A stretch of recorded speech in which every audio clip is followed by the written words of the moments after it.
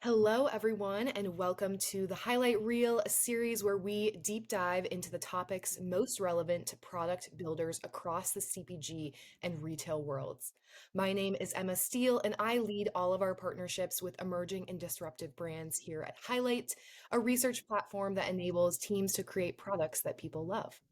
I've partnered with hundreds of brands to work on thousands of products, helping founders leverage consumer data for product success in market. But my personal background is in behavioral economics and public policy, which gets me super excited about understanding consumers' motivations for purchasing products and the different trade offs that they're facing at shelf. In this episode, we are looking ahead to the new year and giving our best predictions for the trends, influences, and designs we expect to see filling grocery aisles and beyond. I can promise that whether you're an R&D scientist, a consumer insights professional, or a brand marketer, today's episode has something special for you. And to help break down all of the trends we're anticipating in 2026, we are so excited to welcome creative consultant, design strategist, and LinkedIn hot follow, Fred Hart, to the program. Beyond attending 12 plus trade shows a year and being an exemplary student of CPG, Fred has worked with icons like Hot Pockets, Dr. Squash, Feastables, Monster, as well as some of the up and coming challenger brands like Smarty Pants, Momofuku, and Archer, and loves solving business challenges through the power of design. Fred, welcome to the highlight reel. Thank you so much for being here. Thanks for having me, Mom. If you're listening, I love you. So I want to start off by asking from the highest level, what are your top three predictions for 2026? So whether it's packaging, branding, product innovation, what do you think we're going to see in the CPG industry? Three-quarter zips in packaging. It's gonna be hot. It's gonna be everywhere. Yep. Jokes aside, I think three. I'll just hit the three high level. I think you're gonna see both ends of the spectrum of kind of AI slop and simultaneously analog design. I think we're gonna see more color, more character, and more like quote unquote Gen Z. And we're also, I think, gonna see the protein bubble burst at the end of next year. Yeah. Okay, I have some follow-ups on each of those. I think Yeah. from starting from the bottom, one of my personal predictions is that there's going to be a huge rise of fiber because it's something that's so crucial to balance your insides with these really protein-heavy diets that we're seeing accelerated. Do Yep. you what are your thoughts on protein, and is that kind of the next it inclusion that we're going to see people calling out? Because I think that that is makes a lot of sense for people to start pairing that messaging together. Yeah, there is a lot of noise about fiber being made. The reality is, though, it's been around for a long time. You think back to Metamucils. I've been working with founder Katie Wilson in the past, who's Belly Welly, and they're really doing a lot in terms of like new age fiber supplements. But Olipop and Poppy are what they are in part because of a lot of the prebiotics and the fibers that they were including. So it's sort of mainstream. It's just not as um, ubiquitous as protein is today. But I think you're definitely right. We'll see a rise of that, and then simultaneously, like protein will get exhausted. A lot of brands are using it as a form of innovation, but not asking themselves where do consumers want it, just where can they put it. And I think that's what's going to lead to a bubble bursting in the same way that plant-based did or keto products did. The industry has a way of wanting to be the leaders, and a lot of the fast followers unfortunately don't have the right strategy or distribution or scale behind them to make it worthwhile in the long run. For sure. I think your question around where do consumers really want to see this, I think that there's a couple of brands where I've seen that the product has fundamentally not changed, but the Hmm. packaging and the messaging that they have changed to call out the protein specific, I think is really interesting. And on that point of messaging, circling back to your first prediction around kind of AI. I'm curious if you think that people are going to specifically be calling out things like we aren't AI and drawing more attention to like the humanness of their brand. Because I think that that is also something that from a like branding, positioning, like how you show up online is likely going to be something that comes to the forefront and almost a differentiator. So I'm curious kind of on that theme of, how are we messaging about these products and how does that relate to the trends we're seeing? What are your thoughts there? Yeah, For one, you're starting to see a lot of backlash. I mean, just this past week, I think it was McDonald's in the Netherlands that had done an AI commercial that received a lot of flack. Coca-Cola, second year now doing their holiday campaign with AI. And people aren't loving it. They just feel like it's empty and a quick money grab, and there's all this conversation about stealing jobs. But on the other side, you have Apple, which did, this really cool advertising, bringing their Apple logo to life in this multicolor thing, and they did it all with like glass and actually shot it on set. And you have Lay's, which just did a global refresh and used a lot of like potato stamping artwork. So there is, I think, a lot of brands that are trying to make sure and evident through the visual language of design and visual semiotics that like this has been touched by hands, this is made by real people. And I think it's something that the natural food industry is going to grapple with a ton because the natural food industry is all about real food, simple ingredients from the earth. And yet you have these emerging entrepreneurs that are trying to find efficiencies in what they're building. And the draw and allure of using AI to create packaging or food photography is so counter to a lot of the beliefs and systems of natural foods that I think like you're going to see some tension-filled moments with companies that get called out for that in the future. And I think there's so much AI slop on Instagram. I'm seeing constantly all of these fast follower brands, sometimes in protein, sometimes in better for you soda, that clearly have just been rendered quickly in AI and kind of put up there and have a bunch of digital marketing around it. And those things are going to fall and fail fast, I think. Absolutely. Totally agree on all of those fronts. Um, Curious about your thoughts on the rise of private label brands and how that can kind of play into the fact of like some of these bigger companies that we're talking about, and then how we have this juxtaposition of these smaller brands that are really focused on having all of these values and really aligning with that, but then, maybe this tension as you bring up. But it's getting harder and harder for these consumer brands to compete in both price and position in store with private label. And so I'm curious, what do you think brands can do to better position themselves against private label? And then, kind of on the flip side of that coin, what private label brands do you think really have excelled at doing this and really shining on shelf and almost acting like a standalone brand?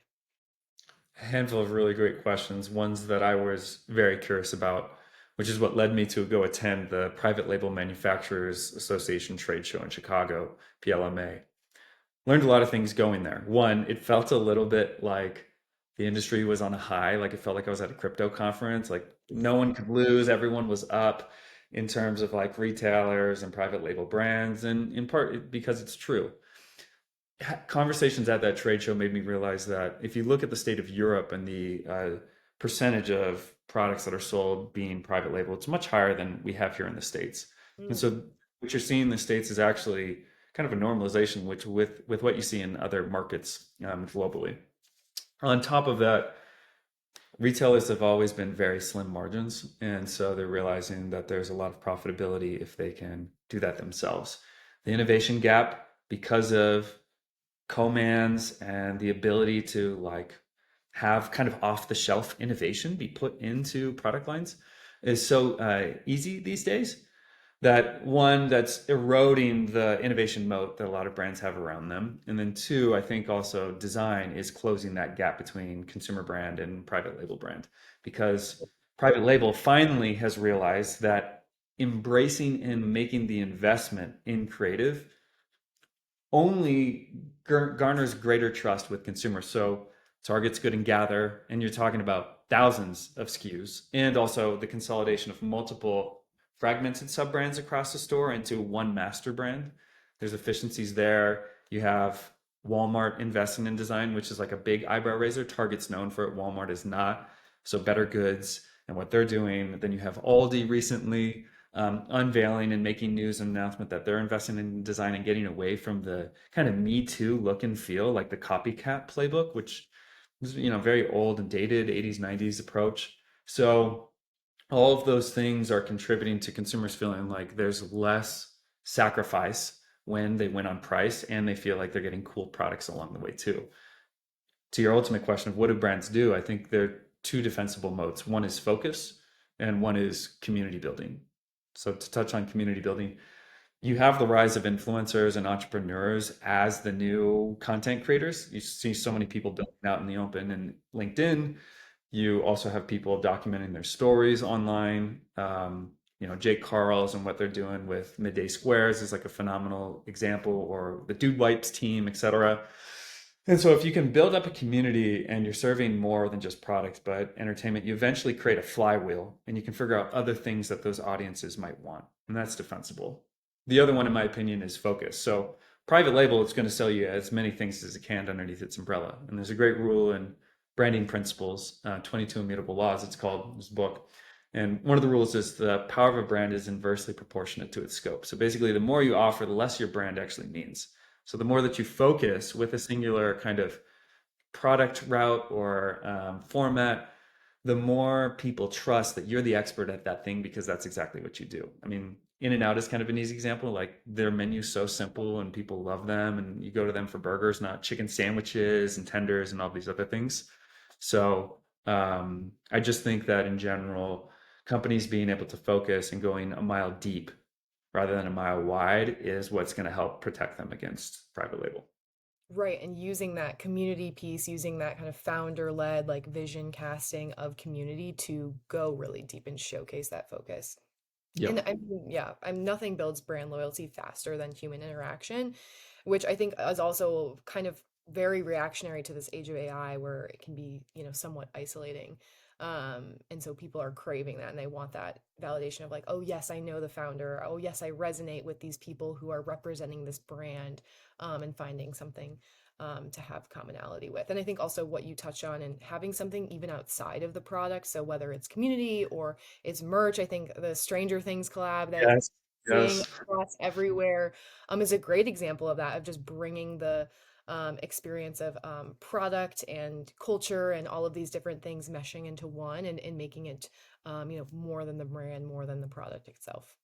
Yeah, you just touched on merch, and I was just at BevNet for 2 days, a big beverage conference, and was lucky to be a judge for the pitch slam there. But attending some of the talks, one panel was asked to a handful of brand founders and leaders, like, "What's the ultimate consumer loyalty metric?" And one brand gave the most interesting response, which was merch, which is basically like if people actually want to wear your brand and be a walking billboard, that's when you know you have really strong brand loyalty.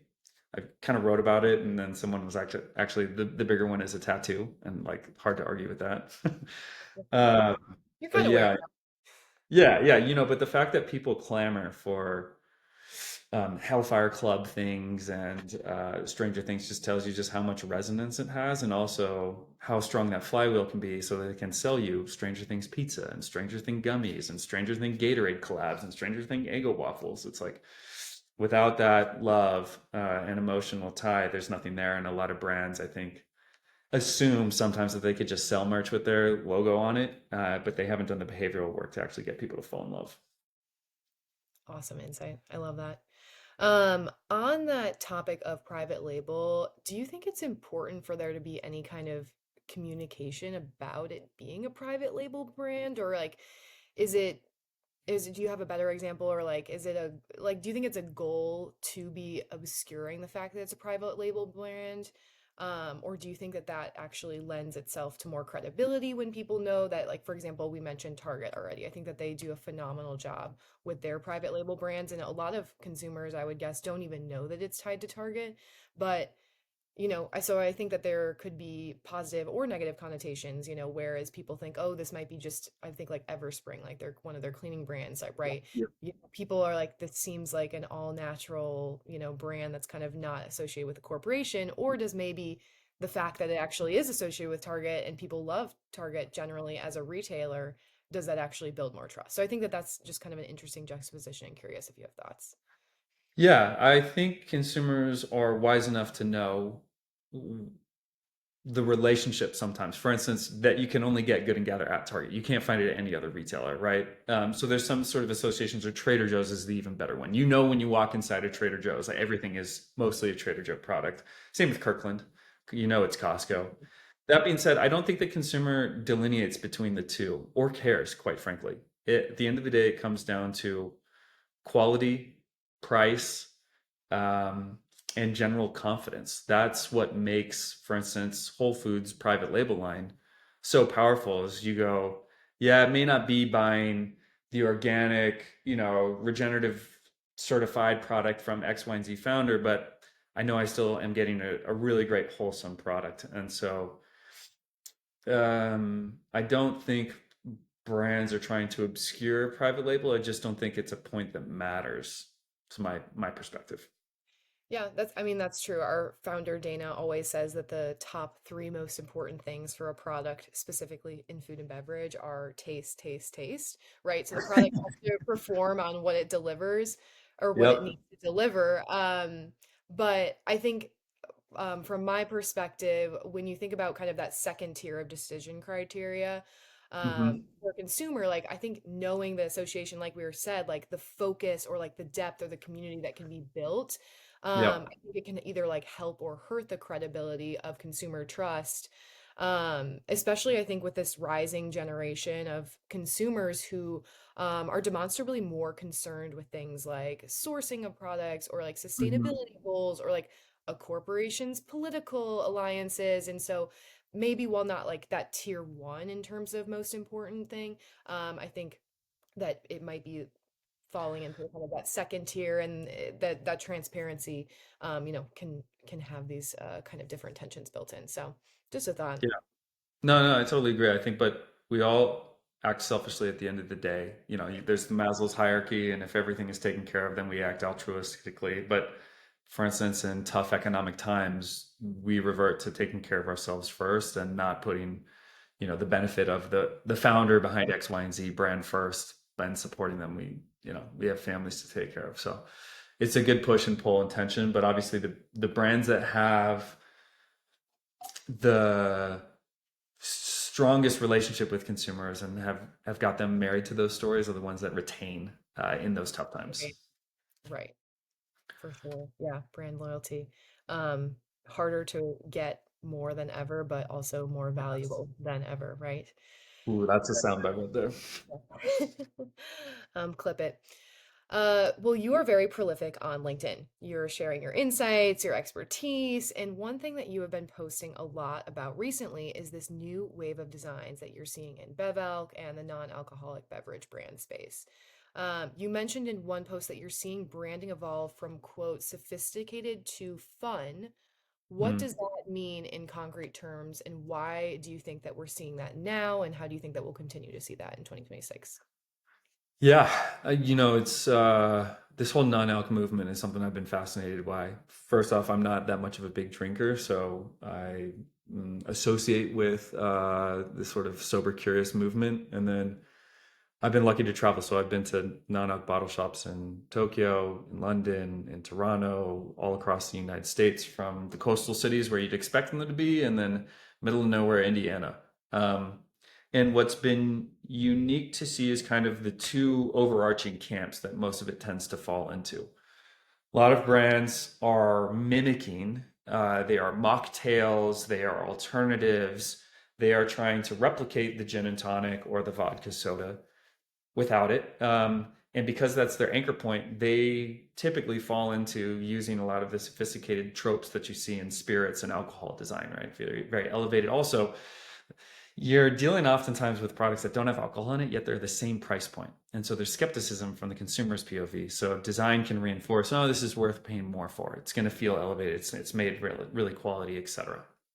But I think there is a growing wave of a new generation of non-alc consumers that are not using uh, alcohol as the reference point, and thus they are removing themselves from the stereotypes of sophisticated design and instead leaning into fun, character, um, casualness as they try to create new drinking rituals. So as you get away from the old guard, you end up uh, having kind of the opposite polar reaction. So if everything was sophisticated, well, now I'm going to go fun, and that's a lot of what I'm seeing is from brand names to design being more colorful to just having more of that quote unquote Gen Z aesthetic. I think it's a signal that hey, this is a brand that stands for something new. Like Kin is kind of a great example. They managed to be both sophisticated and kind of fun and colorful at the same time.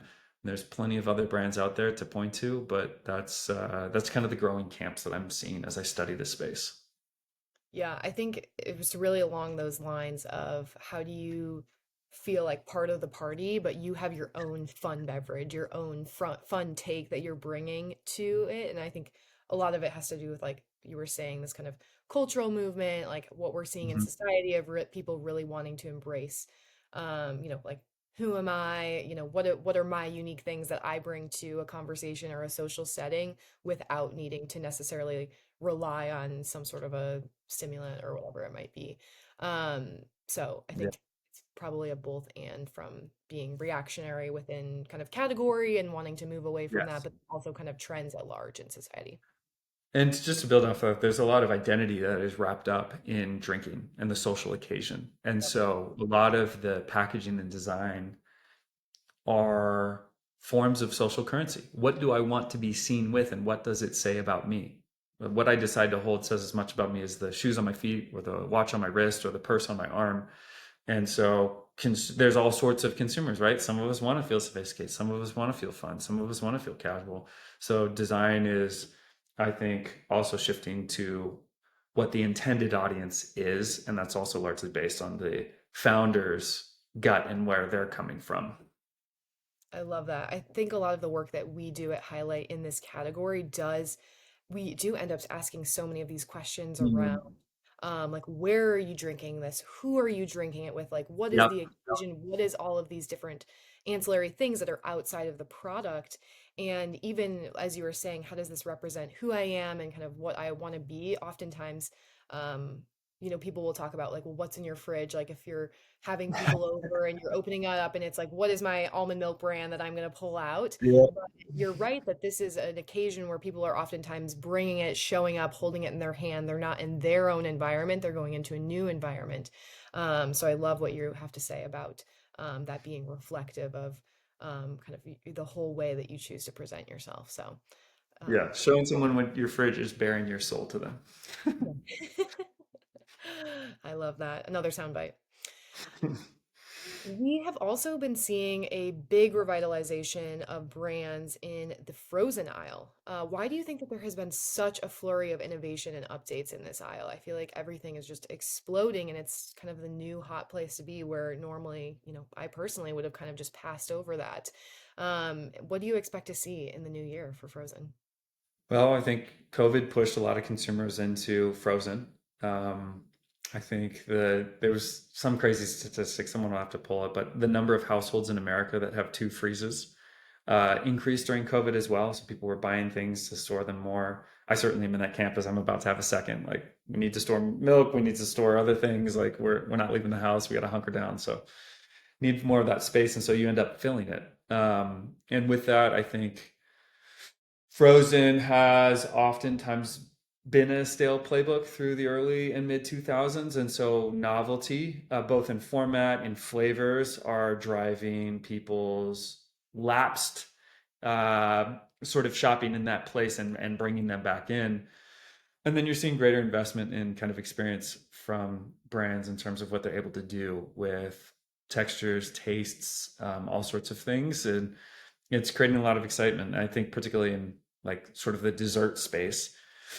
Mm.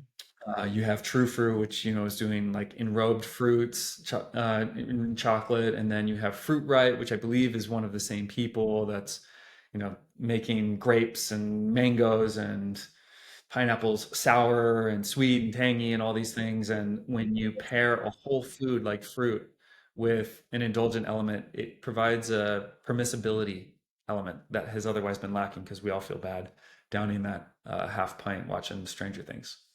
Certainly. Yeah, no, the fruit riot makes me pucker just thinking about it, the sour mango. Yeah, my It was a jaw lot, hurts. yeah, it was a lot more sour than I was anticipating when I first tried it. Yeah. I can think back to that moment. Yeah. Yeah, if I was going to summarize what we're seeing in Frozen, it's like the convenience without the compromise on quality. Consumers have Yep. this expectation for their products to be good. I think it's a lot of what we're seeing years ago and kind of better for you is that people were willing to compromise a little bit on overall taste and kind of the texture and all of these things that, make food and these different product categories so great. But now as we've continued to innovate, you can no longer compromise on these things to have a great product. And so I think that that's the same way that we're going for frozen. And now it's focused a lot more on that convenience, like you said, of, how do we always have something on hand for any kind of event that we might have or any kind of need that might arise in our family. Yeah, I mean, also just look at the rise of like gyozas and pot stickers right now. Like Asian food is having a serious moment, and so suddenly these restaurants you used to go to, you can now get it at the convenience of your store and have trust because it's also coming from authentic founders. So I think part of it is also finally food culture catching up and those offerings becoming easier to access. For sure. Yeah, and I think also kind of on that point of seeing kind of fast food and like other restaurants expanding into grocery, how are you seeing these different types of brands translate that into grocery shelves to appeal to consumers in a different context, but also saying this is still the same quality, you can still trust us, we do still have that same story. I'm curious if you have any thoughts on that kind of general transition that we're seeing. It's definitely a rise. Like I see that trend a lot. You know, Taco Bell now has taco night kits, and you can get Subway sauce or Chick-fil-A sauce or like Nando's peri peri sauce, and um, it's popping up all over the store. A lot of these are like licensed, co-branded kind of deals. I, for one, am just like bearish and skeptical on the whole thing, in part because I'm not really a fast food eater. I have the luxury of, going to places and prioritizing my health, and I know that's not true for most of America, and I used to be there. My mom used to take me to McDonald's every Wednesday after school. Like I've had my fair share of Big Macs in my life, but I'm just not there at that point. And I also think that so much of fast food is also about the experience, getting something warm, prepared for you, hot. The excitement of like, what are you going to order, eating it with others. There's a little bit of that magic is removed from the CPG aisles in my perspective. But that being said, there seems to be so many of them. There has to be an audience, unless it's just doesn't cost the company much to apply the co-brand license and slap it on, and small uptick in velocities. But I think it's a tough one where there is a gap between Taco Bell at 3 a.m., most delicious thing you've ever had. Sitting down for a taco night, like maybe not as fun or cool. Right, for sure. Well, I think it also has a bit of a commentary on kind of where we're at in the economy, where if we are seeing that consumers are not eating out as much for, a tightening economy, then Mhm. are Yeah, people sort of trading down from the restaurant or the fast food? I think we're seeing also a lot of more high end, like I think of Momofuku, for example, like yeah. they've brought in this whole line of products, or like Mimi Chang's in New Hmm. York kind of brought in these different products. And so maybe you're not going to go and eat out at these different places, but you want to still be able to kind of replicate that yourself in your own home.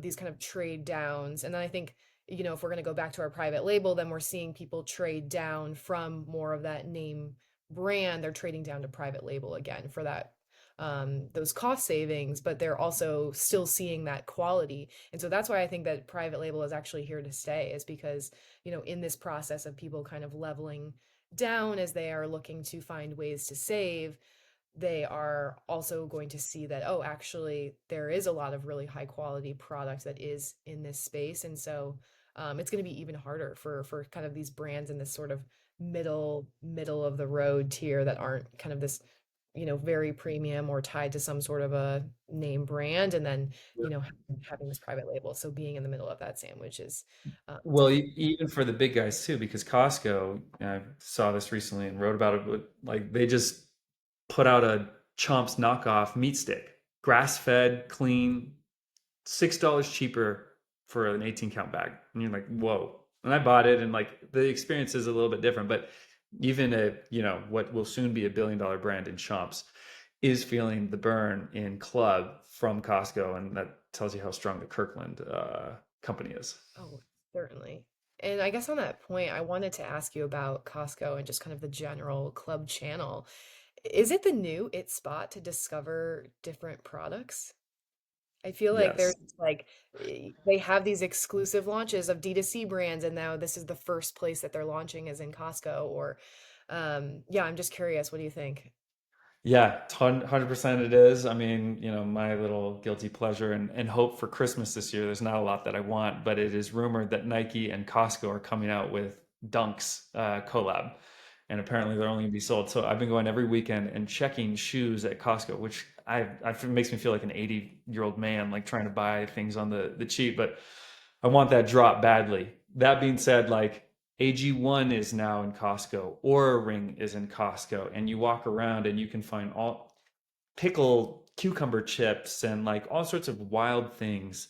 It's becoming a place where you hunt for products in the same way that you do for Trader Joe's, but the deal is even sweeter and the quality, you can argue, is even higher.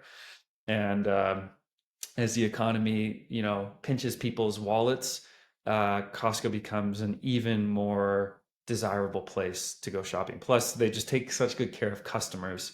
It's one of the all-time companies, in my opinion. For sure.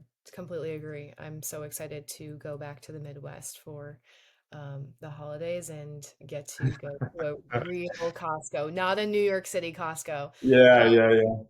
But I'm curious how much you think of Costco's success, and again, that Trader Joe's is another brand that does this similarly, comes from the actual lack of choice and the lack of decision paralysis. I think, for example, if someone wanted to try a new product or was in a new category, let's just say coconut water, you'd probably at most have two different options, like a name brand and then the Kirkland brand. Whereas if Yep. you're walking into a traditional grocery store space, like let's just say Whole Foods, for example, you probably have six or seven different options that you could choose from. And so if you're new to the category and you don't have, a reference point to kind of evaluate the differences between the products, how do you think that Costco's model really helps drive a lot of that? And especially, as brands think about, what are our steps to go and become a brand that Costco wants to have? How important do you think that that all is? Well, it starts with what Costco has done to get people to believe in them as a retailer and trust, and that halo then extends to everything that they bring in. So choice is very limited, but at the same time, that says there's greater curation and quality of what they do decide to bring in, unlike a traditional grocery store where you have paralysis by analysis. On top of that, there's a great acquired podcast. It's like a 4-hour deep dive into the Costco business that I've always loved. And it basically goes to the point that like Costco tells you we are only going to make a 14% margin on everything, where retailers do not operate that way. And so what they do is they also understand the businesses of all of the companies that they bring into their stores, so that they can properly negotiate on the best price for their consumer. So ultimately, at the end of the day, you walk in there, you know that this is a company that's out for you. They've never changed the cost of the hot dog and the Coke. And the guy's like, I'll kill you. The CEO's like, I'll kill the board or whoever is trying to stand in the way. And it's those things that I think just accrue so much more loyalty and thus get transferred onto the things that they do bring in. Plus, if you're probably not going there in there if it's just like you and a partner. But if you have a small family or anything, then the burden of the size of Costco becomes lower. And ultimately the price is it's still a fraction of what it would be if you bought 2 bags of something at a grocery store. So the metrics like work out. The math makes sense. Right. Taking a pivot from retailers, I'm curious how you, as a designer, stay on top of design trends. What are some tactics that you have for exploring and learning? What are your recommendations for people who want to be in the know as we look to the new year? Well, I'm very privileged and fortunate to go to 12 trade shows a year, and they're basically like giant packaging museums, right? So I see literally hundreds of thousands of brands a year because they're all concentrated in one place for me. But that being said, when I'm not at a trade show, I'm walking grocery stores like they're an art museum.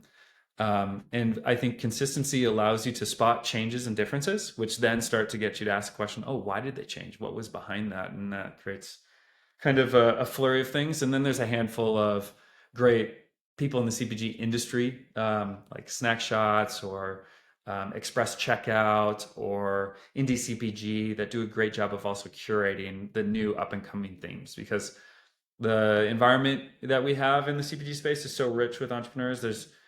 There's no way you can know it all, but the more you see, the more dots you can connect, and I just try to give myself as much exposure as possible. What are some of your favorite trade shows to attend, and do you have any one that you're like, wow, this one is so underrated, and maybe you don't even want to share because you don't want people to look up. But I'm just curious your perspective as someone who's in it. Yeah, well, everyone talks about Expo West. It's the Super Bowl of the industry, and if you want to see what's going on, it's the best place to do it. Takes you 3 to 4 days to see everything, but I love that challenge. But the sleeper shows, I would say, are the sweets and snack show, the confection industry. It's in Indianapolis. It is so good, and what I love about that show is like nothing is really focused on being better for you. Nothing is functional. It's not a clean show. It's all the shit you shouldn't have, so they just focus on like fun, and kind of the emotion of eating things, and that just makes it really unique. And then I'm always surprised by the kind of innovation for the big food companies. That's what they launch. And then the other one that I just went to was the convenience store show, Nax, in Mhm. Chicago. My first time attending this year, and I was blown away. I learned more about nicotine pouches than I ever thought I would. But you also see a ton of like crazy beverage innovation and chip flavors and other things. And I would say Knacks and Sweets and Snacks are the two sleepers that more people should attend. Awesome. Adding them to the roster. Circling back to what we talked a bit about in the beginning on AI, you're an artist. What's your take on the role of AI in CPG branding, innovation, product design, and what should it be, whether or not that's the current state of things?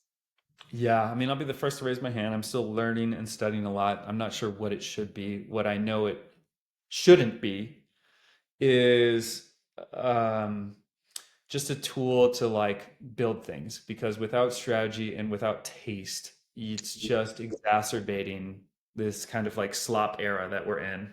And I think dilutes ultimately any founder's goal, which is to have something distinctive, ownable, recognizable. A lot of that doesn't come through AI today. It is a tool, not an output and or outcome.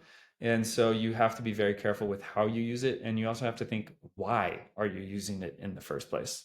I use a lot of, ChatGPT and call notes to synthesize things and thoughts, but I don't use a ton of it in creative, other than to imagine potential possibilities and then execute that with real human ingenuity, craft, and kind of acumen. And so it has the power to do a lot of good, and it can accelerate change, which in today's world is a crucial currency. Right. Founders need to be on the Yeah. toes.